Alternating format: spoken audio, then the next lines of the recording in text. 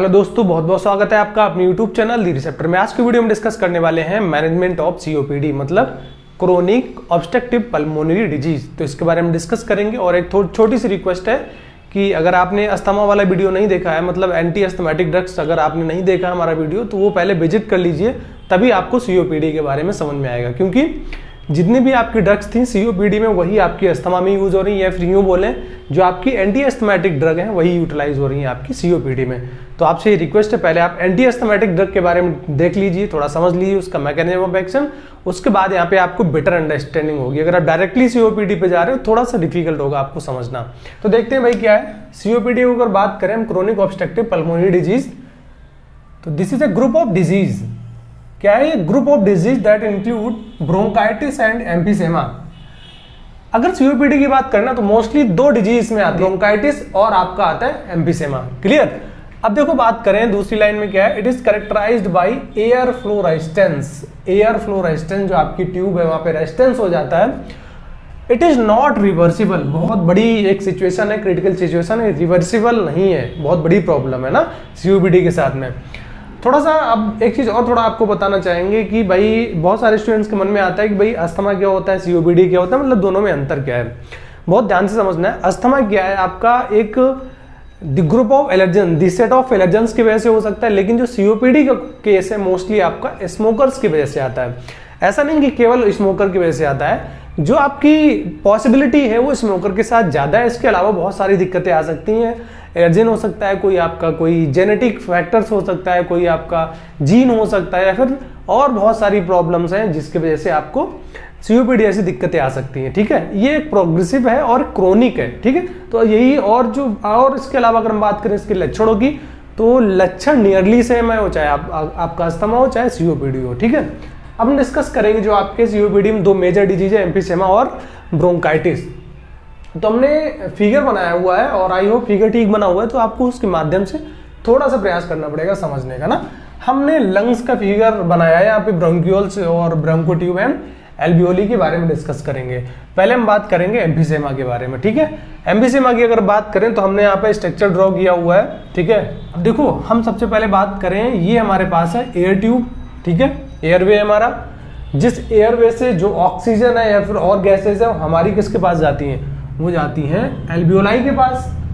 Alveoli का function है कि भाई ऑक्सीजन दे देता है ब्लड को और CO2 उससे ले लेता है, एक्सचेंज करता है, ट्रांसफॉर्मिंग करता है ना गैसेस की।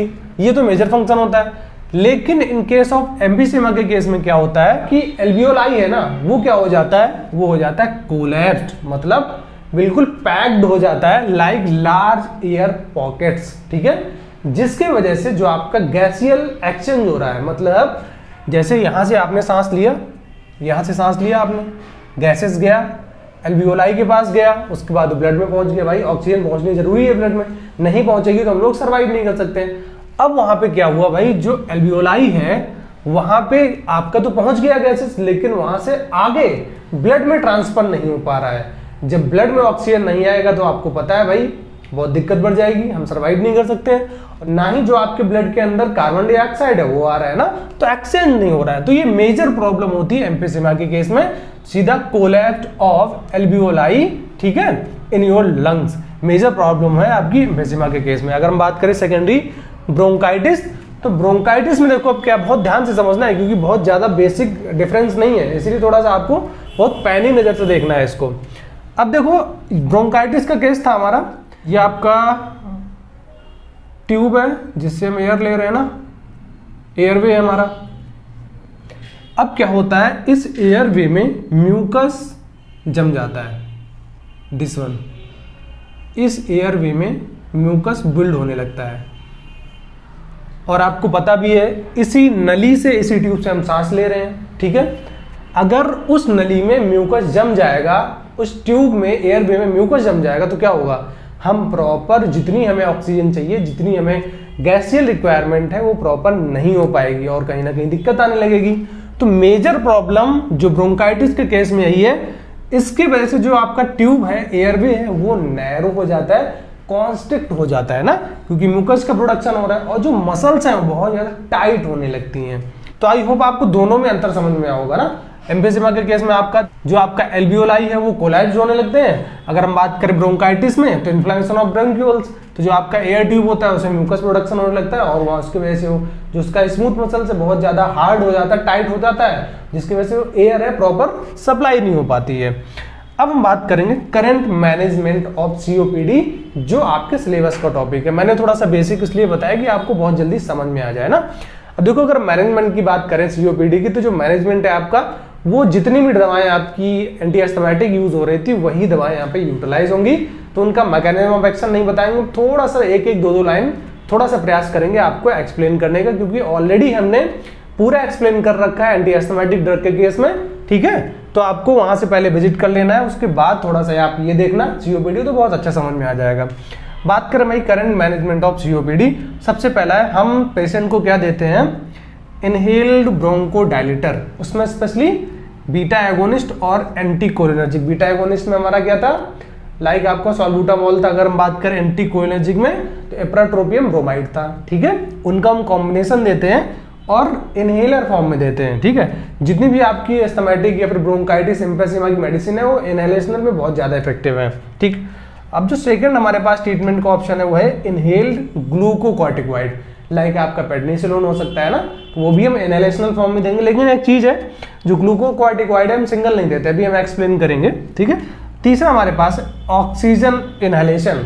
ऑक्सीजन आपको पता है हमारे लिए बहुत ही एक जीवनदायिनी गैस है और बहुत इंपॉर्टेंट है। अगर ऑक्सीजन नहीं मिलेगी तो हम सर्वाइव नहीं कर सकते ना जिंदगी में, इस लाइफ में। एल्वियोलाई है वो क्या करती है, गैसियल एक्सचेंज कर रही है ना, ऑक्सीजन चाहिए ब्लड को तो ब्लड के पास दे दिया, ठीक है भाई। अब ब्लड से आपने CO2 को ले लिया। अब जो नेक्स्ट हमारा फोर्थ है प्रोफाइलेक्टिक एंटीबायोटिक्स। कुछ एंटीबायोटिक्स को यूज करते हैं एज ए प्रोफाइलेक्टिक, जिससे जो सीओपीडी के चांस है वो थोड़ा सा कम हो जाए, रिस्क कम हो जाए। उसके बाद हमारा प्रिवेंशन ऑफ डिहाइड्रेशन, बहुत इंपॉर्टेंट है। डिहाइड्रेशन का मतलब होता है जिसकी बॉडी में लॉस ऑफ हाइड्रेशन हो गया हो, लॉस ऑफ वाटर हो गया हो, तो उसको थोड़ा सा मेंटेन करते हैं, थोड़ा सा मिनरल्स इलेक्ट्रोलाइट्स वगैरह प्रोवाइड कराते हैं। अब थोड़ा सा हम देखेंगे यहाँ पे डिटेल में ना। अब जो पहला हमारा था बीटा एगोनिस्ट और एंटीकोलिनर्जिक, दो ड्रग थी, बीटा एगोनिस्ट एंटीकोलिनर्जिक को कॉम्बिनेशन फॉर्म में देते हैं।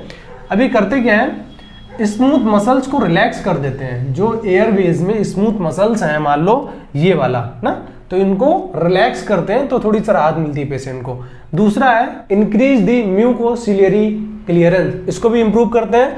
थर्ड हमारा है जो माइक्रोवैस्कुलर लीकेज हो रहा है ना एयरवे में, जो माइक्रोवैस्कुलर लीकेज हो रहा है एयरवे में, जिसकी वजह से डिफिकल्टीज इन ब्रीदिंग हो रही है, उसको भी ये सप्रेस करता है, ठीक है। इसके बाद है जो हमारी एंटीकोलिनर्जिक ड्रग है, आपको पता ही है वो क्या करेंगी, reduce the level of acetylcholine या फिर एसिटाइलकोलिन के रिलीज को कम कर देती हैं वो। अब बात करें सेकंड ऑप्शन हमारे पास क्या है, अब हम ग्लूकोकॉर्टिकॉइड्स की बात करेंगे इनहेलेशनल में, ठीक है।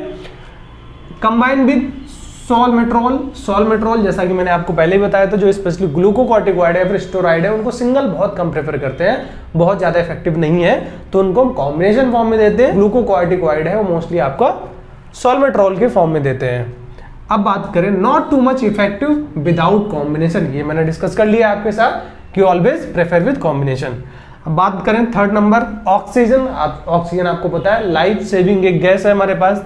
Improve long term survival in COPD. देखो चाहे सीओपीडी का केस हो चाहे कोई भी केस हो, अगर पेशेंट को ऑक्सीजन मिल जाएगी ना तो वो बच सकता है, वो सर्वाइव कर लेगा। स्पेशली रिस्पायरेटरी के केस में, अगर किसी बंदे का रिस्पायरेटरी सप्रेस हुआ है, डिप्रेस हुआ है, तब भी आप ऑक्सीजन दे दोगे तो सर्वाइव कर जाएगा, सर्वाइव कर ले जाएगा, वो मरेगा नहीं। इसलिए उसको लाइफ सेविंग गैसेस में रखा गया है ना। और कुछ हमारे पास अल्टरनेटिव होते हैं, लाइक आपका होम ऑक्सीजन थेरेपी या फिर हॉट शुड बी यूज्ड, तो ये थेरेपी भी हम उस पर एप्लीकेबल कर सकते हैं। अब जो हमारे पास है फोर्थ प्रोफाइलेक्टिक एंटीबायोटिक। कुछ एंटीबायोटिक शामिल करते हैं, देखो एज ए प्रोफाइलेक्टिक है, ट्रीटमेंट की बात नहीं कर रहे हैं, ना ही क्योर की बात कर रहे हैं। प्रोफाइलेक्टिक का मतलब होता है जब भी हम किसी बीमारी को ट्रीट करते हैं उसके पहले से ही देना। लाइक किसी की सर्जरी होती है तो हम एंटीबायोटिक एज ए प्रोफाइलेक्टिक चला देते हैं कि जो सर्जरी से होने वाले कॉम्प्लिकेशंस है, माइक्रोबियल ग्रोथ है, वो ना हो पाए। तो एंटीबायोटिक इसलिए चलाते हैं सीओपीडी में कि उसकी सीवियरिटी ना बढ़े, बहुत ज्यादा कॉम्प्लिकेशंस ना बढ़े, आपका ब्रोंकाइटिस हो या फिर एम्फिसेमा हो, तो उस केस में हम एंटीबायोटिक, और स्पेशली एंटीबायोटिक जो फॉलो करते हैं हम क्लोरमफेनिकोल को मॉक्सीफ्लॉक्सासिन। क्लोरमफेनिकोल में मॉक्सीफ्लॉक्सासिन जो है बहुत अच्छी इफेक्टिव है। आपको पता होगा क्लोरमफेनिकोल कैसे काम करती है, डीएनए गैरेज इनहिबिटर, क्लियर। दूसरी हमारे पास है एजिथ्रोमाइसिन या फिर erythromycin. These are effective in case of COPD. Clear. अब जो हमारे पास है फिफ्थ है प्रिवेंशन ऑफ डिहाइड्रेशन। बहुत इंपॉर्टेंट है क्योंकि हमारी बॉडी में बहुत मात्रा में पानी है, मेजोरिटी ऑफ द जो पोर्शन है बॉडी का वो वाटर है, तो आपको you should maintain water quantity, electrolyte and as well as minerals. तो आपको ये भी इंप्रूव करना पड़ेगा। लेकिन एक चीज इसमें समझना है कि भाई ऐसा नहीं कि आप इलेक्ट्रोलाइट्स, मिनरल्स और पानी ले रहे हो तो आपका सीओपीडी सही हो जाएगा, इसकी कोई गारंटी नहीं। लेकिन हाँ, अगर आप ये चीजें फॉलो करते हो थोड़ी सी आपको वहां पे रिलैक्सेशन मिलता है, थोड़ा सा फील बेटर होगा, क्योंकि जब आपके बॉडी में इलेक्ट्रोलाइट्स प्रॉपर रहेंगे, मिनरल्स रहेंगे, तो पानी की क्वांटिटी रहेगी, तो आपको प्रॉपर एनर्जी मिलती रहेगी और बहुत सारे फंक्शंस होते हैं सेलुलर मॉलिक्यूलर लेवल पे, तो वो चीजें फंक्शनिंग में रहेंगी। इसलिए यहाँ पे बोला गया है प्रिवेंशन ऑफ डिहाइड्रेशन की पानी की मात्रा को आप बनाए रहिए। आई होप दोस्तों आपको समझ में आ गया होगा सीओपीडी। लास्ट बार फिर एक बार रिक्वेस्ट कर रहे हैं दोस्तों, अगर आपने एंटीएस्थमेटिक ड्रग को नहीं देखा है तो आप वहाँ पे विजिट कर लीजिए। अगर दोस्तों चैनल को सब्सक्राइब नहीं किया है तो सब्सक्राइब कर दीजिए। थैंक यू, नमस्कार।